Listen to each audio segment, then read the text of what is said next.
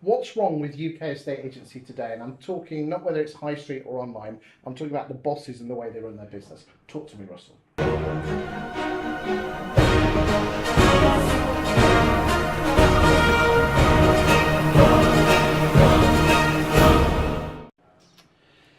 I just don't. I think it can be summed up by the fact that I don't think the industry is customer centric enough.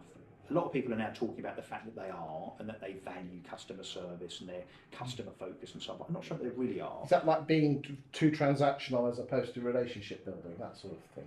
Yeah, but it's just not. I think the attitude might be that if you're going to deal with a customer and then they're going to trot off again for 10 years and you may or may not see them in 10 years' time. I mean, how many managers think they're going to be in the same Countrywide or Foxtons or LSL branch 10 years down the line? I think I've got some figures going off the top of my head, but there's a national firm that did some research, and no more than 12% of people go back to the original. There you go. So I guess there is a temptation not to go the extra mile to look after that consumer from the purposes of them coming back for repeat business. If you think it's very unlikely that even if you were good, they're going to come back anyway. So I think the industry needs to be much more customer centric.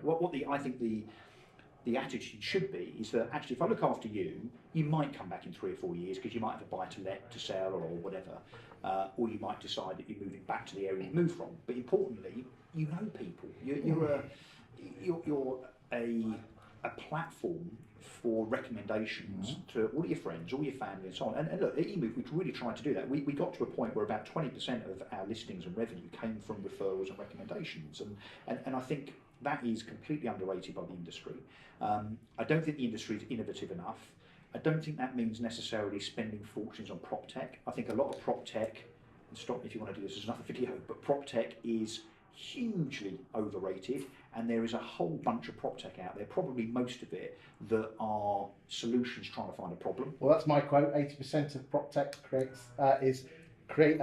creating solutions to problems that estate agents don't have. Exactly. And I tell you what, the prop tech industry are appalling at selling stuff. Yeah, and there's loads of them. You go to, Gary Chinwer that runs, Future Property, the prop tech event every year, which is a fantastic event. There's I think last year there were 1,000 people there, and you wander around. How many of them are estate agents though? Oh, hardly any, of course, because the big corporates haven't really adopted prop tech. But maybe they're right. Maybe they're looking and thinking, well, look, it's so fragmented, it's so pointless, really, in many regards, that let's just wait to see it settle. And I do think there's a lot of businesses out there that don't really have a proper purpose, or they have a purpose, but only if they're integrated with lots of other businesses. So, a lettings platform, for instance, that does everything from start to finish. So from the inquiry to, the referencing to the documentation, all the way through to rent collection, management, and so on.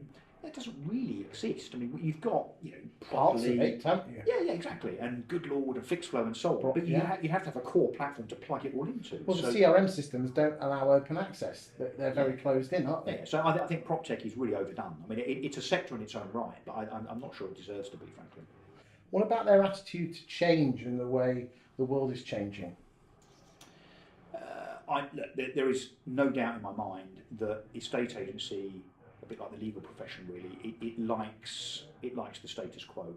And if you're an independent agent that is kind of quite happy with your lot, or you're maybe a manager of a commercial a branch in the corporate world where again it's kind of all quite comfortable, then why would you go to the time and the effort and indeed take the risk of doing anything hugely innovative like I did, I have to say.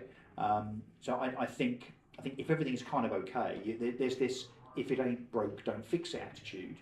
But the problem with that, of course, as we're seeing that the consumer is acting in a more advanced, efficient kind of modern way, particularly where multi-channel marketing is concerned and so on, then if you ignore that travel, that rate of change, then you end up getting left behind. And I think that's what a lot of the industry face. I don't know if you've noticed this. I've noticed that there's not so many new agencies starting up. The decent value of a decent branch manager setting up by themselves. They can't even afford a deposit for their house, let alone $100,000 to set their own business up. It's a tough market, I guess, isn't it? So, when the market's on the way up, we all, I set up, with Anthony, my cousin, back in 1999, our own independent estate agency business, having come from businesses where we work for people. If the market's on the way up in terms of volumes and prices, you know that you can squeeze another independent branch into a high street, maybe two, because although the pie, you know, the pie then gets smaller in terms of the amount of slices. You know, ultimately, if property values are higher, fees go up, and transactions go up. You know, perhaps then as a consequence, it justifies more estate agents in a high street. But I think those days are in jeopardy, frankly. So if you were a high street agency boss, what would you be doing? I would take a very, very good look at my branch footprint. I think. Do you want to talk about countrywide? Well, let's do that in a different video. Okay. So let's take an example of.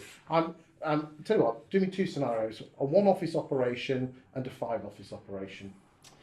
Yeah, okay. Well, I think 1 and 5 are probably the same. I think that the huge chasm is between, you know, the businesses that have got 1 to 5 offices and those that have got 40, 50, 60 offices. So if you've got 1, 3, 5 offices, depending on, I suppose, how close they are to each other, the name of the game there is accessibility, you know, ultra service, as I call it. And I don't just mean, we shouldn't be confused by service. I don't think we mean sucking up to people when it comes to service. It's just being around, returning people's calls, using a bit of technology, maybe WhatsApp, maybe Facebook Messenger, maybe an automated viewings platform, maybe all-day PA or Moneypenny to make sure your calls are answered 24/7.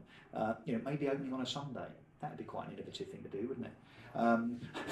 Honestly, I still go past my Bear Stories branch every Sunday in Brentwood. Always closed. Hetherington's closed at 4 o'clock on a Friday afternoon, closed on a Saturday afternoon. How is that conducive with good service in a 24/7 economy when people expect to pick up their smartphone and order what they want and get it the next day with kind of choice and value guaranteed? That's what, I mean, all estate agents need to do, I think, but the independents that have got between 1 and 5 offices have the opportunity because, of course, they're their own bosses and they can be agile, so they can do that stuff. I don't think they need to build massive tech platforms. I don't think they need to cut fees. I just think they need to be out there in terms of the accessibility of the service they provide, but also just get better at marketing. You know, you still come across estate agents that aren't on Twitter, that don't have a Facebook account, where the boss isn't on LinkedIn. I mean, come on, wake up. Let's do countrywide next.